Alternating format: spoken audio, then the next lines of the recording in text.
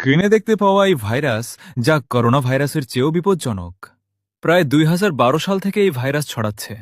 প্রথমে এর প্রভাব শুধু সাউথ কোরিয়াতেই ছিল, কিন্তু ধীরে ধীরে তা এতটাই বেড়ে গেল যে তা পুরো পৃথিবীতে ছড়াতে লাগল।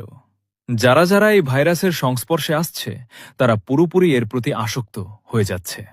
এর কোনো চিকিৎসা নেই, স্যানিটাইজার বা মাস্ক কোনো কিছুই এর ওপর কাজ করছে না, আর এর কোনো ভ্যাকসিনও তৈরি হয়নি যা দিয়ে আপনি সংক্রমিত হওয়ার পর এ থেকে বাঁচতে পারবেন।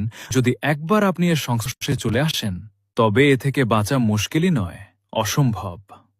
এই ভাইরাস কিভাবে ছড়ায়? নম্বর ১, ইনস্টাগ্রাম থেকে এই ভাইরাস সবচেয়ে বেশি ছড়ায়। নম্বর ২, যদি স্ক্রল করতে করতে এর ২ থেকে ৩টি রিল আপনার চোখে পড়ে যায়, তাহলে এর সংস্পর্শে আসা থেকে কেউ আটকাতে পারবে না। আর এভাবেই পুরো পৃথিবীতে এই ভাইরাস বাচ্চাদের থেকে শুরু করে বড়দের সবার মধ্যে ছড়িয়ে পড়েছে। নম্বর ৩, এই ভাইরাস সবচেয়ে বেশি ছড়ায় এই টাটা মাইক মুখ থেকে। এতে আমরা ভাইরাসের প্রতি আরও বেশি আসক্ত হয়ে পড়ব।